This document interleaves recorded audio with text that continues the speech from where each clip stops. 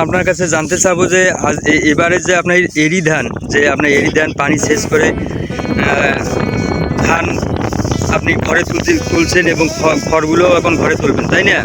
তো এই যে সর্বমূল্যে আপনার যে ধান খেতের যে আপনি ধানটা তুললেন ঘরে, কত টাকা খরচ পড়লো, কি হলো আপনার ধানটা কি দিয়ে লাভবান হইলেন, কোনো টাকা না আপনি ক্ষতিগ্রস্ত আছেন, এটা একটু আমাকে বলবেন। আপনার ধান লাগাইছেন এ পর্যন্ত কত টাকা খরচ গেল?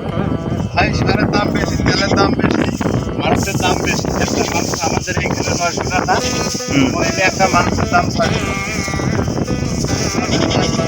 ঘন্টার দাম হচ্ছে 150 টাকা। মানে পানি এখন একজন মাটিতে আমাদের খরচ হচ্ছে প্রতি দোনোতে 30 ঘন্টা। মানে আপনার দোনটা কি 22 না 23 শতকে? 22 শতকে আপনার খরচ পড়লো কত? 30 ঘন্টা। 30 ঘন্টার দাম হচ্ছে 3,500 টাকা। 3,500 টাকা পানি এবং ঔষধ কীটনাশক আমাদের 3 বছর 3,1800 টাকা লাগবে। আর আপনারটা আমাদের লেবার লাগবে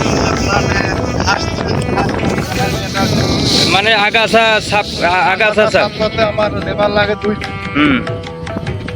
মোট আমার খরচ পড়বে ওখানে 1,000।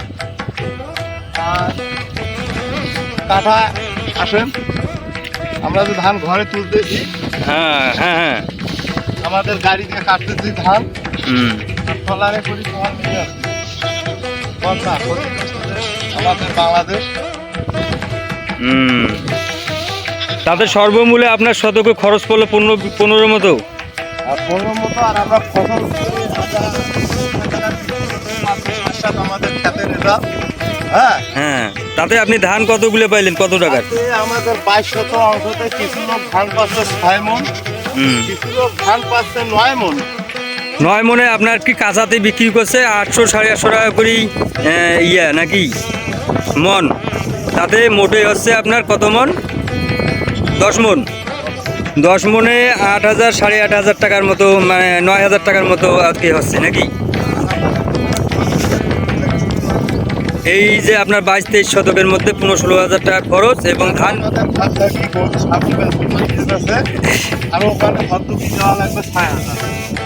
6,000। তো লস হইল আপনাদের তাহলে কত হাজার? 6,000 টাকা এই এরি ধান লাগায় আপনাদের লস।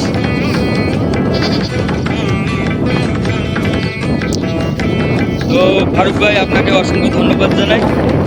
আপনি আমার সঙ্গে থাকার কারণে আনিসুর রহমান মোবাইল থেকে আপনাকে স্বাগতম জানাই এবং আরও নতুন আপনাদের কাছ থেকে আবাদ সম্বন্ধে ধারণা এবং কত খরচ করতে পারি, কত খরচ হয়েছে এই সম্বন্ধে আমরা জানব। তো আপনাকে অসংখ্য ধন্যবাদ জানাই। আবার সালাম, আসসালামু আলাইকুম। ওয়ালাইকুম আসসালাম।